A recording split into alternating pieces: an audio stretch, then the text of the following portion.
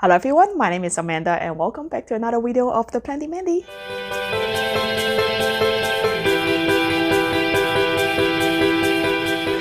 Okay, welcome to part 4 of my Hoya Foliage Favorite, and this time we're going to talk about thin leaves Hoya. So let's get started. So first of all, thin leaf Hoyas, I feel like have a reputation of, like a bad reputation of it's harder to care for. In my experience and in my opinion, it's true to an extent. Because yes, you know, when the Hoya have a thinner leaves, you may have to give it a little bit higher humidity. You may have to make sure that you water it a little bit more often than the thicker leaf succulent Hoyas. However, like other than that, I don't feel like it's required like really specialized environments to grow. So and also sometimes the thinner leaf species Hoyas, they actually doesn't require as bright of light, indirect bright light, as much of indirect bright lights than some of the other Hoyas in order for them to form peduncles and flower. So I feel like that is, you know, the benefits of the thinner leaf Hoyas. So yeah, I quite enjoy them and I do have quite a few of them in my collection. And today I pick out 5 and I want to share with you guys. And before we dive right into it, saying disclaimer, there's plenty of thin leaves, beautiful Hoyas out there, and these are just the top 5 of my personal favorite in my own collection. And also when I say it's more rare or uncommon, it just applied to my geographical location. So for you, it's maybe a different story. So yep, now we get that out of the way, let's look at some thin leaves Hoyas. So per usual, I want to start with the ones that it's a little bit easier to find, at least in my area again. And I love this plant so much. It just is so forgiving, it's so giving, like it just won't stop growing. I'm not complaining, by the way, but it just keep on growing and it's keep on forming peduncles. It's keep on buddings. And yeah, I just really love it. And this is my Hoya multiflora. So Hoya multiflora have a little bit more bush-like growing structure, unlike some of the more epiphytic species of Hoyas. And it's because it's more like a terrestrial a terrestrial species of Hoya, meaning that they grow in soil on the ground. And yeah, so you can see it has it's definitely have a thinner leaves. Oh, these are just dust. Yeah, but yeah, it does have a thinner leaves. And as you can see, like I said, there is a peduncle right here, and I think, oh, I also have one like which is just like budding, like meaning that it start to form buds right here. And then you can see this new growth up top. So yeah, it has been like giving me zero problem. Don't jinx it. I'm not trying to jinx it, but it has been giving me zero problem, and it just has been keep growing. And the light, I would say I give this one, it's also indirect bright light, but on the lower end of the indirect bright light. So it's definitely, it's not getting as much light as, let's say, my Venezuela or my Hoya caudata, like the more succulent species. But yeah, but this guy is just so easy to care for. Yeah, so I do have to make sure that I keep the soil not as dry as my other Hoya. So I do, but it's like I still water it low more than once a week. So yeah, pretty easy. And you can see I'm excited for the peduncles. So yep, first one, Hoya multiflora. And I actually have a baby one too. And this one is in nacre instead of soil. I know this is my cheap setup because I don't have the right size, but as long as this works, it doesn't matter. So yeah, this is a Hoya multiflora seedlings that I got from Doug from Vermont Hoyas. I think I showed it a long time ago in one of my Hoya collection video, and then it has grown. And the reason it's still so small is because I broke it by accident. So I have to, like, you know, basically separate them and then put them up again. But yeah, so it's completely my fault. But yeah, so this is the seedlings, Hoya multiflora seedling from Vermont Hoyas. And yeah, it has been growing really well. So by the way, I learned that if a plant, a Hoya, it's grown from seed, you have to call it seedlings. Like, for example, right, this is a Hoya multiflora. This is the scientific name. And I think this is, you have to call it Hoya multiflora seedlings. So this is just what I learned from, you know, some of the collectors and growers. But yeah, if you know any thing about it, or if I like misunderstood it, just let me know in the comment below. But yeah, this one is also growing really well. Really beautiful. Yay. All right. So the second one is, it's very hard to pick. Like, I don't know if I say it's like my favorite, but it's definitely in the top 2 for thin leaves Hoyas because it's just so easy to care for. And I really, really love the growth structure and the new growth. And this is my Hoya Iris Marie. One of my Hoya Iris Marie because I just like it so much. I have multiple of them.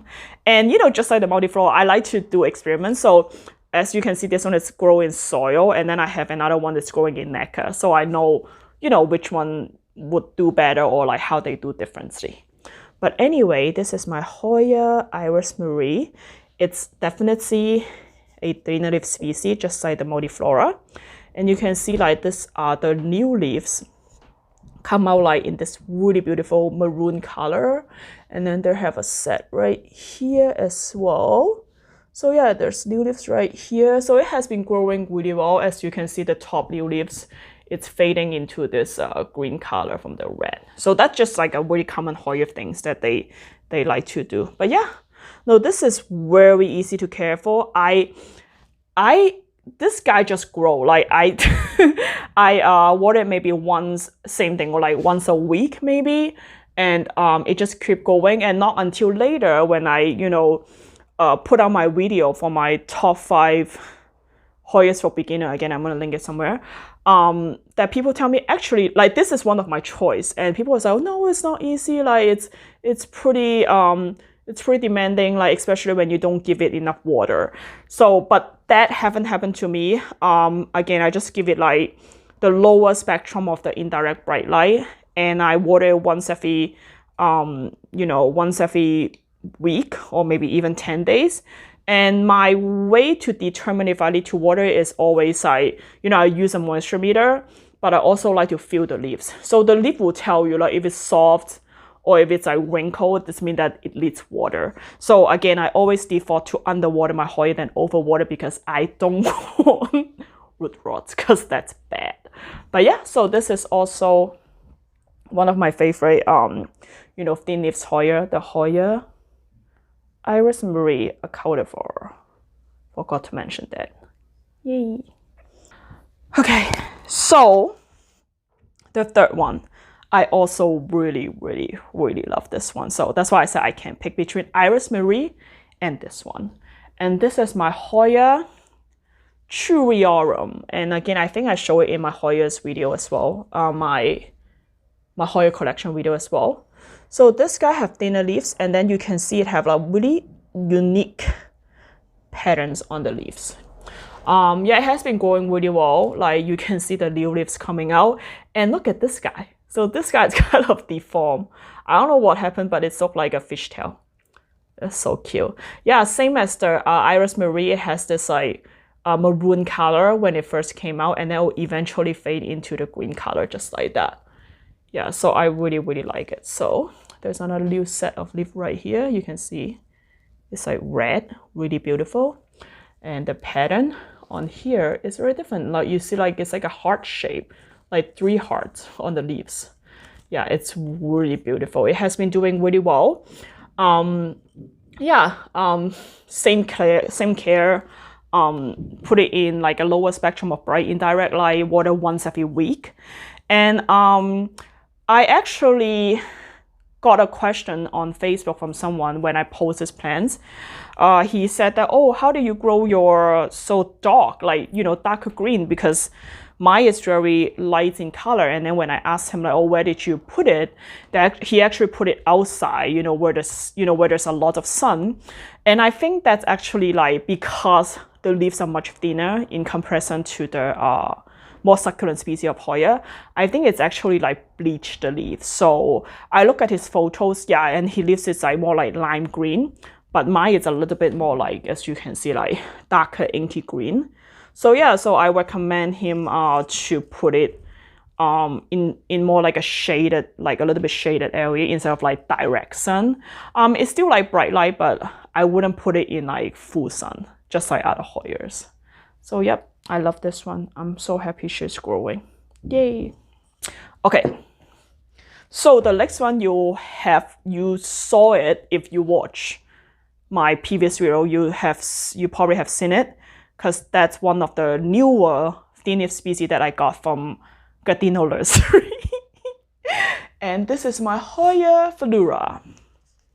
So when I first got it, I was surprised like how much it looked like the chewiorum that I just showed you, like the pattern, like you see the heart-shaped pattern.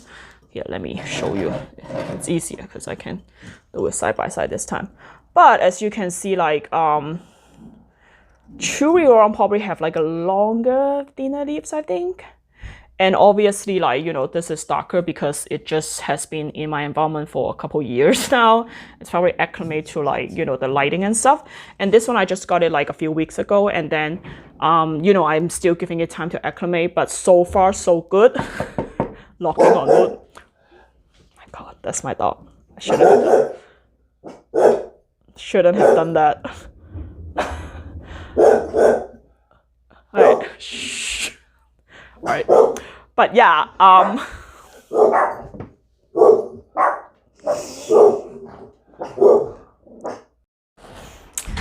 right, they are handled. So let's come back. So yeah, so this is the Hoya Foliage that I got from Gardino Nursery. So yeah, like I said, you know, so far so good. It's acclimating. No leaves have dropped. Knock on wood. I'm not gonna lock again. I swear to God, every time any kind of noise that resembly locking on the door, they go crazy. But anyway, yeah, so really beautiful thin leaf species. I actually talked to Jimmy Myers. I don't know if you guys heard of him, but he's one of the good friends of Doug from Vermont Hoyas, and you know, when I post this picture in the Facebook group, he said, actually, like, you know, yeah, you're right, it's look like chewiorum, but it's actually may even grow faster than chewiorum, and that's got me really excited.